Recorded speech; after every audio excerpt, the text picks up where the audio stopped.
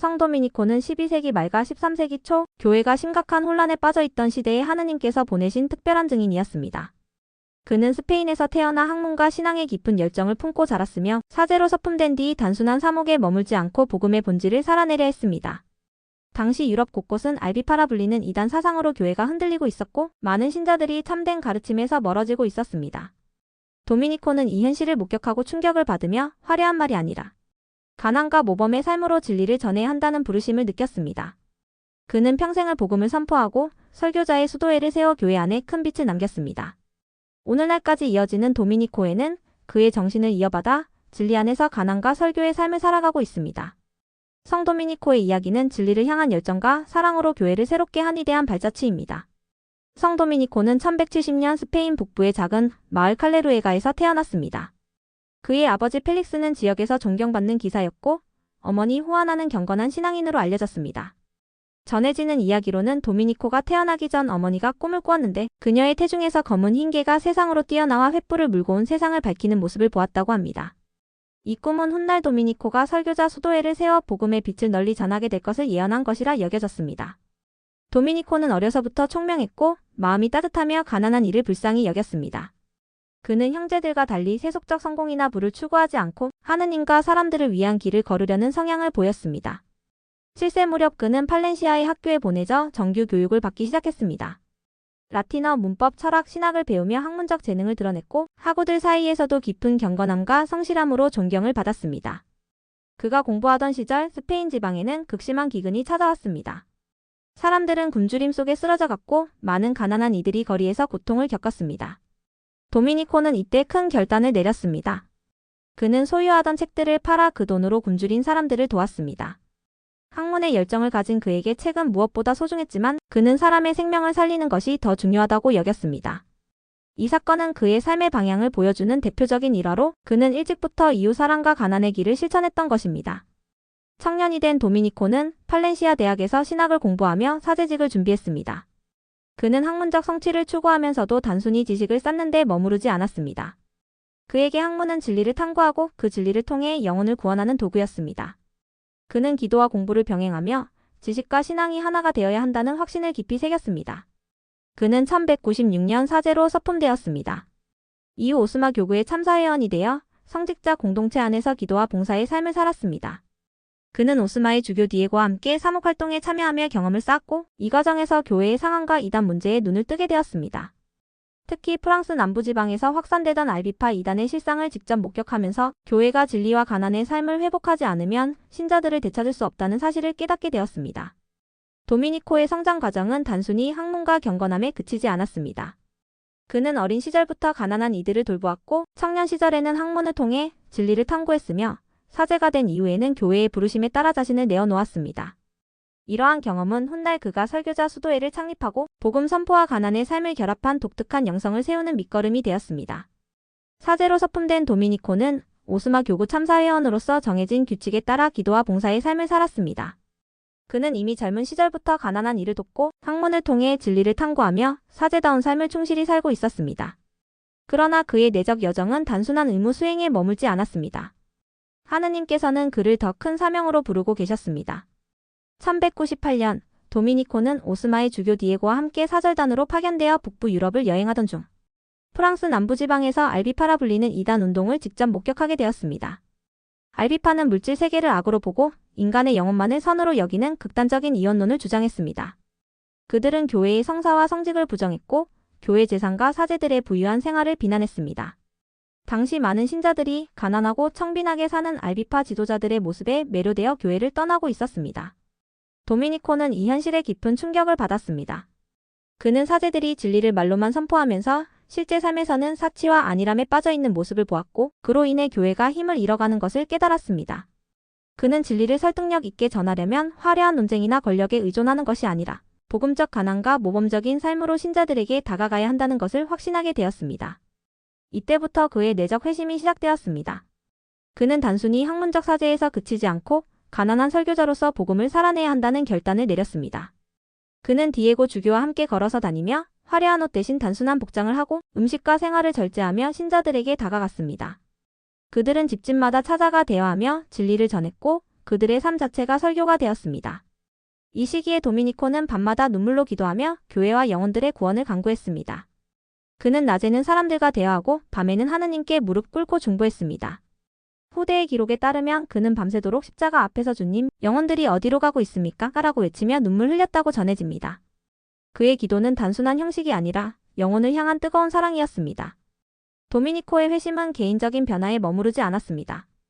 그는 사제들이 다시 복음의 본질로 돌아가야 하며 학문과 설교, 가난과 모범이 함께해야 한다는 확신을 가지게 되었습니다. 이는 훗날 도미니코의 설립으로 이어지게 됩니다. 그는 학문을 등한시하지 않았습니다. 오히려 진리를 더 깊이 탐구하여 설교자가 지성적으로 무장해야 한다고 믿었습니다.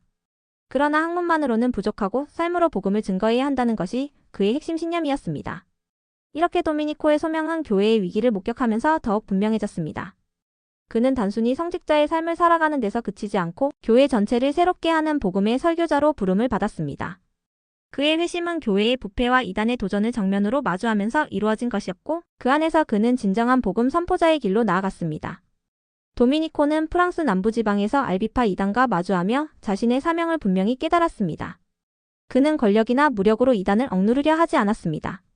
당시 교회는 군사적 힘을 통해 이단을 진압하려는 움직임도 있었지만 도미니코는 오히려 그 길을 거부했습니다.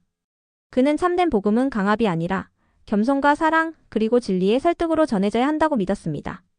그래서 그는 가난과 단순한 삶을 살며 직접 발로 다니면서 설교를 이어갔습니다.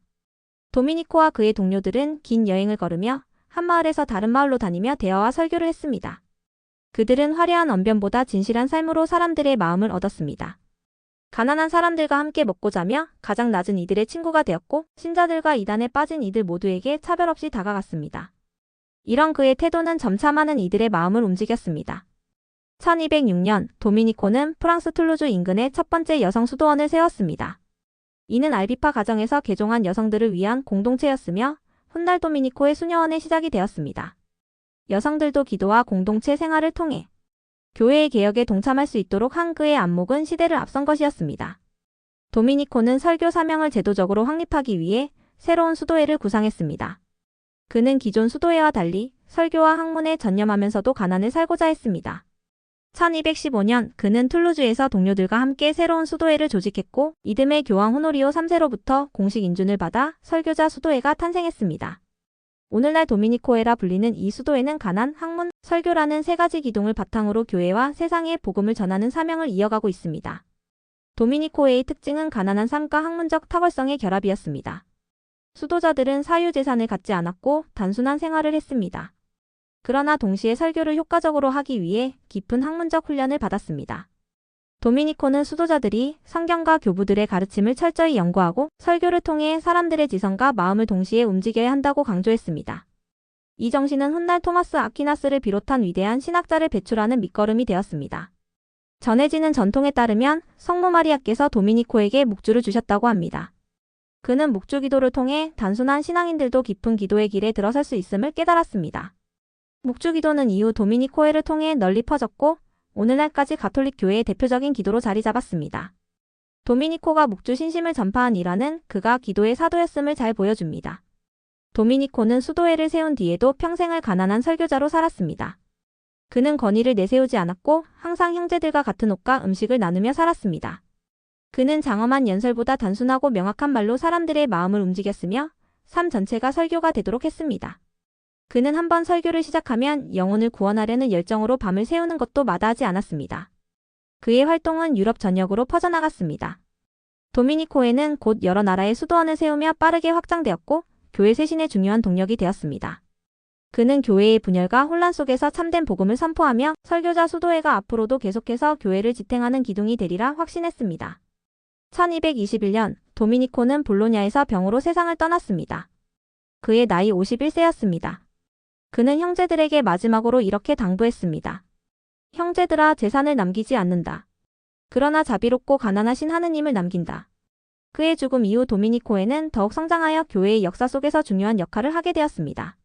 성 도미니코가 남긴 가장 큰 유산은 단순히 수도회를 창립한 것이 아니라 교회 안에서 설교와 진리 선포의 길을 제도화했다는 점입니다. 그는 단순한 사제나 수도자가 아니라 하느님의 말씀을 세상에 선포하는 설교자 자체가 되는 것을 사명으로 삼았습니다. 도미니코의 수도자들은 이후로도 설교자, 수도회라는 이름 그대로 복음을 전하는 일을 본질적인 임무로 이어왔습니다. 그의 가르침 가운데 첫째는 가난의 복음입니다. 도미니코는 사제들이 부유함에 안주하면 사람들에게 설득력이 없어지고 이단에게 신자들을 빼앗기게 된다고 보았습니다. 그래서 도미니코와 그의 형제들은 사유 재산을 소유하지 않고 국어를 통해 생계를 유지하며 사람들과 같은 처지에서 살았습니다. 그는 사제가 먼저 가난을 살아야 진정성 있게 복음을 전할 수 있다고 강조했습니다. 둘째는 학문과 설교의 결합입니다. 도미니코는 학문을 단순히 지적 유의로 보지 않았습니다. 그는 성직자가 설교자로서 영혼을 이끌려면 지적으로 무장해야 한다고 확신했습니다. 그래서 수도회 설립 당시부터 학문 연구를 중요한 사명으로 삼았고 수도자들에게 성경과 신학, 철학을 깊이 연구하도록 했습니다. 이 정신은 훗날 토마스 아퀴나스와 같은 위대한 신학자를 배출하게 되었고 도미니코회가 교회 신학과 철학의 중심이 되는 원동력이 되었습니다. 셋째는 기도와 설교의 조화입니다. 도미니코는 설교자가 단순히 학문적 지식만으로는 영혼을 움직일 수 없다고 보았습니다. 그는 기도의 사람으로 알려져 있으며 특히 밤에는 성당 바닥에 무릎 꿇고 긴 시간 기도하곤 했습니다.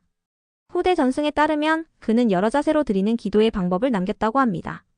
서서 두 팔을 벌려 기도하거나 십자가 앞에 엎드려 눈물 흘리는 모습이 그의 대표적인 기도 자세로 기억됩니다.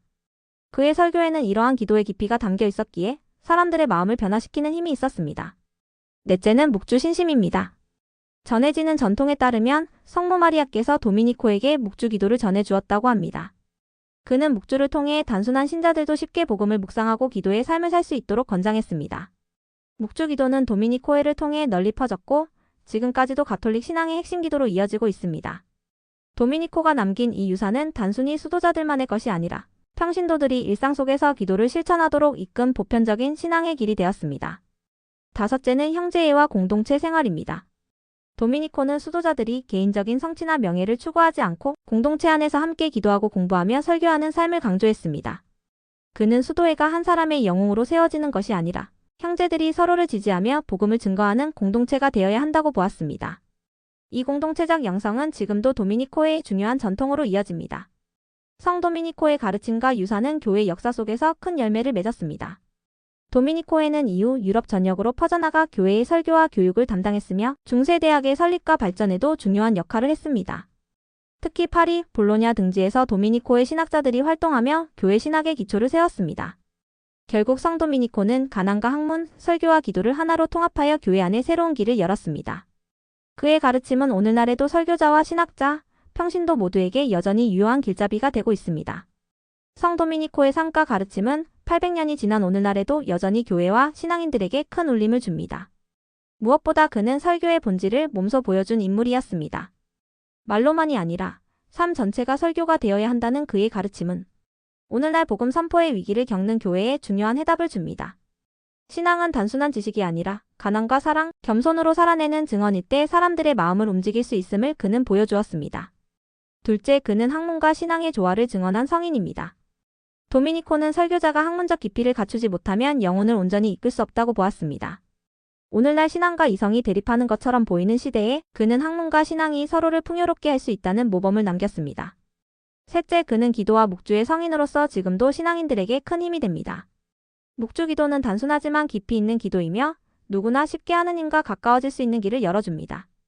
도미니코가 전한 묵주 신심은 여전히 전 세계 가톨릭 신자들의 삶 속에서 살아있습니다. 마지막으로 그는 교회 개혁의 길을 보여주었습니다. 당시 교회의 타락과 이단의 확산 속에서 무력이나 강압이 아니라 가난과 진리, 설교와 기도로 교회를 새롭게 했습니다. 오늘날 교회가 다시 복음의 힘을 회복하기 위해서는 도미니코가 살았던 것처럼 먼저 하느님 앞에서 가난하고 기도의 사람으로 서야 한다는 사실을 상기시켜 줍니다. 따라서 성 도미니코는 단순히 중세의 한 수도 창립자가 아니라 오늘날에도 복음 선포와 기도의 길을 일깨우는 스승으로 우리 곁에 살아 있습니다.